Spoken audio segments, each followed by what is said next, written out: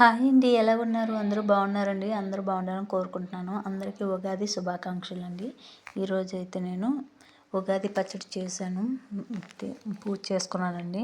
ఈ మధ్య నాకు హెల్త్ బాగోక నేను వీడియోస్ ఏం పెట్టట్లేదు. ఈరోజైతే ఉగాది పచ్చడి చేస్తాం కదా, అందులోకి ఏం ఐటెం వేస్తాం అవి చూపిస్తున్నానండి. చూసారు కదా, ఇక్కడ ఏటేటి చూపిస్తున్నాను అనేది క్లారిటీగా కనిపిస్తున్నాయి కదండి.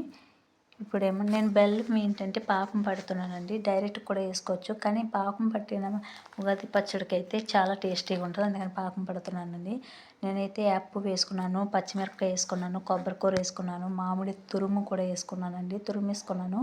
ఇలాగైతే పుల్లగా తినడానికి కూడా బాగుంటుంది. శనగపప్పు వేసుకున్నాను, చింతపండు పులుపు కూడా వేస్తున్నానండి. ఇప్పుడు చింతపండు పులుపు వడకడుతున్నాను. అందులో ఏమైనా ఉంటాయి కదా పెంకులు అవన్నీ. బెల్లం కూడా వడకట్టానండి, పాకం దించేసాను. ఇలా ఒక్కసారి ట్రై చేయండి, చాలా అంటే చాలా బాగుంటుంది. మళ్ళీ మళ్ళీ మనకి ఇలాగే చేసుకోవాలనిపిస్తుంది ఉగాది పచ్చడి ఎప్పుడు చేసినా. సాల్ట్ కూడా వేసుకున్నానండి. ఇప్పుడు గ్లాసులో వేసి దేవుడికి నైవేద్యం పెడతాను. చూసారు కదండి, నేనైతే ఇలా సింపుల్గా చేసుకుంటున్నాను. నూకల తల్లికి ఉపహారం పెట్టానండి ఈరోజు, నిన్న పెట్టలేదు, అందుకే ఈరోజు పెట్టుకున్నాను. నేను నూకల తల్లికి ఎప్పుడు ఉపహారం పెడతాను, అనకాపల్లి నూకల తల్లి.